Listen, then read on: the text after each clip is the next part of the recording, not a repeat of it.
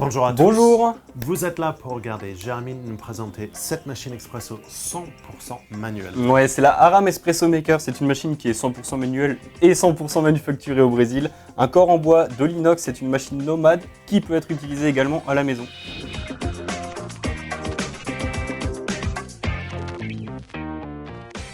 Ben, faut dire qu'elle est magnifique. L'objet, enfin c'est lourd, c'est de l'inox et forcément le finition bois.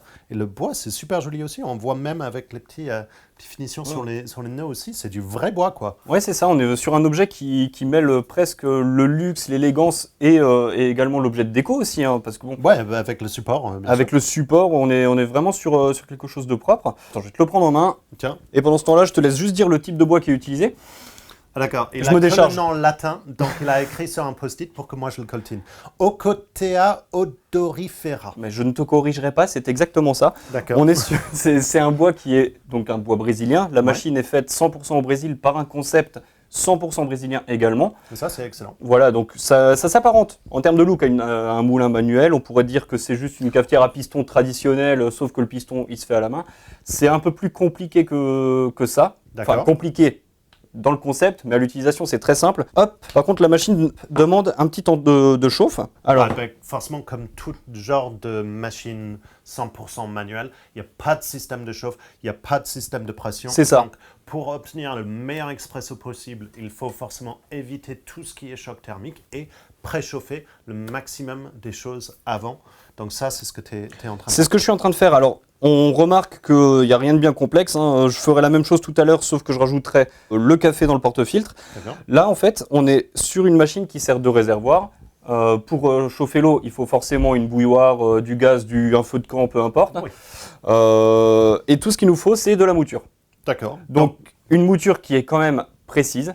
Il nous faut de la mouture apparentée à de la mouture expresso de bonne qualité, avec une bonne régularité, parce que sinon le résultat ne sera pas au top. Ouais. Et c'est souvent le problème qu'on voit sur ces machines 100% manuelles, c'est que les gens ont tendance à mettre des moulins en face qui sont pas aussi bonnes parce que ces machines demandent une qualité de mouture. Donc là, tu as choisi à utiliser notre Eureka Atom. Tout à fait. Mais aussi, il y a les moulins manuels qui sont prévus pour l'expresso. On parle là du C40 de Comandante et qui est vraiment un moulin prévu pour de l'expresso aussi. Exactement. Il y a beaucoup de moulins qui vont pouvoir permettre de faire de la mouture. Alors, je disais tout à l'heure que c'est une machine qui est nomade et qui peut servir d'objet de déco à la maison. Il faut savoir que le verre qui était accroché dessus, c'est pas un effet magique, hein. Ça a été pensé vraiment pour que le verre reste clipsé sur le porte-filtre. D'accord. Donc ça permet en fait de faire une utilisation sans le support.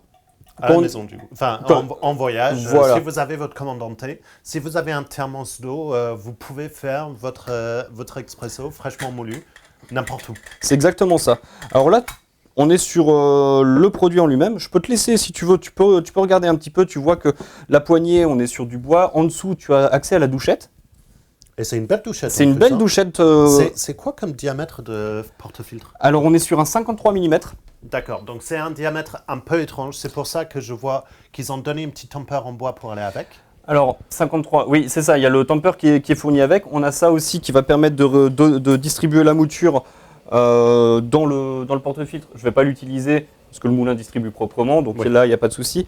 Par contre, il faut savoir qu'on est sur 53 mm, ce qui pourrait laisser entendre qu'il faut diminuer la quantité de café. Ouais. Je vais peut-être te surprendre, mais je vais mettre 22 grammes là. Donc, tu surdoses en fait. Je surdose, oui et non. J'ai fait beaucoup de tests. J'ai fait beaucoup de tests qui m'ont permis de voir un petit peu ce que la machine a dans le ventre, si on peut dire ça comme ça. Il faut savoir que, il faut savoir que techniquement, il y a aussi une prise en main parce qu'on pourrait voir le produit, se dire bon, on tourne, on retourne, on fait la pression. Oui, en gros, ce n'est que ça, mais il faut garder une certaine pression régulière. Il faut tourner de manière régulière si on veut arriver à un résultat qui est assez intéressant. Chose que tu n'as pas encore vue, ou en tout cas que tu n'as pas encore relevé, on est également sur un porte-filtre. En inox. Ah, c'est un bottomless en plus. On est sur un bottomless. Je pensais qu'il y avait des petits bacs dessus. Ça, c'est un très bon point. Tu veux que je le mette sur le socle? Alors oui, vas-y. Moi, je suis parti. Alors, pour le mettre sur le socle, tu as juste à l'insérer. Et je visse un peu. Tu visses un petit peu. Alors, pour une utilisation 100% à la maison, il faut bien le visser. La partie pied et le socle se dévissent. Il y a une clé Allen qui est fournie avec. Ça bouge pas. Hein. Bah oui, ça bouge vraiment pas. Il fait quel poids le socle? Le socle fait un peu plus de 3 kg. D'accord. Donc voilà. Oui, ça va vraiment pas bouger. On est sur de la fonte, hein, donc on sait tous que la fonte, on s'amuse pas à jouer au frisbee avec. Alors, tu as aligné des symboles sur le dessous. Alors, on a un petit symbole rond ici et en croissant de lune de ce côté. D'accord. Donc, un sur la partie machine, un sur la partie porte-filtre. C'est juste un indicateur pour aligner les deux symboles parce que là, quand on est sur le socle, on n'a pas de visuel sur le pas de vis. Donc on le fait à l'aveugle et ça permet de donner le repère. C'est d'ici que ça va se visser tout de suite. C'est bien pensé. C'est très très bien pensé. Je vais juste verser mon eau. Donc le repère est tout simple. Ça va être au moment où l'eau va repasser au-dessus, donc qu'on va voir au travers des trous, qu'on va savoir que le réservoir est plein. Alors là, il faut savoir que ce que je vise un double shot, logique, hein, avec 22 grammes et un seul verre. Forcément. Voilà, un double shot. Et je vais juste me taire, moi, pendant quelques secondes. C'est rare, mais je vais le faire. Parce qu'il faut que je compte le nombre de tours pour trouver ma recette. D'accord. Okay. Parce que c'est un peu le problème sur ces machines 100% manuelles. C'est que ça demande un peu d'entraînement. Parce que forcément, il n'y a pas de pompe. La pompe, c'est vous. Et c'est d'avoir cette prise en main, de prendre et d'avoir exactement cette même prise en main sur la pression pendant que vous faites votre recette qui fait que c'est votre recette à vous et qui fait un bon expresso. Donc là, ce que tu es en train de faire, tu es en train de monter le piston. Je suis en train de monter le piston. Alors, l'eau, il a disparu. L'eau est rentrée en contact avec le café. Donc là, c'est en train de faire la pré-infusion. Là, c'est en train de faire une pré-infusion. Et là, je vais commencer à descendre. D'accord. En tournant toujours dans le même rythme. Donc là, le rythme que je viens de lancer, quoi. Ouais. Le rythme que je viens de commencer, il faut que je le garde même au moment où la pression va devenir un petit peu plus forte. Et donc, il y aura une résistance. Et là, tu vois... Et là, pardon, moi j'adore regarder les extractions en bottomless. Regarde ça, on a un seul filet. On a un créma de ouf qui est en train de tomber. Et là, tu es en train de maintenir le même pression. Là, je garde la même régularité de geste. Alors, il faut savoir que ça paraît un petit peu barbare de se dire il faut 22 grammes exactement, faire 28 tours pour monter et descendre au même rythme. Oui, mais ça, c'est ta recette à toi. Exactement. Vous trouvez le vôtre et vous trouvez que Jérémy, vous n'êtes pas d'accord avec Jérémy, c'est pas un souci. Là, regarde ce qu'on a. Alors, on est sur un très très bel expresso. Il faut savoir que sur les machines 100% manuelles comme ça, tu peux goûter, bien sûr, il est là pour ça. Sur les machines 100% manuelles comme ça, on est vraiment sur des concepts café. C'est-à-dire que ce soit une pression manuelle à levier ou à piston à manivelle, on cherche quelque chose de super bon. En fait, je ne vais pas lui... Normalement, à ce moment-là, je lui donne le café pour qu'il goûte aussi, mais moi, là, je ne vais pas lui donner. Ok. Bah, tant pis.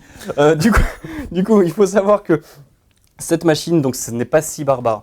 J'ai essayé en levant le piston jusqu'en haut, parce que là, il restait une dizaine de tours à peu près pour arriver tout en haut du piston. Ouais. Ça me donnait un café qui était beaucoup trop aqueux.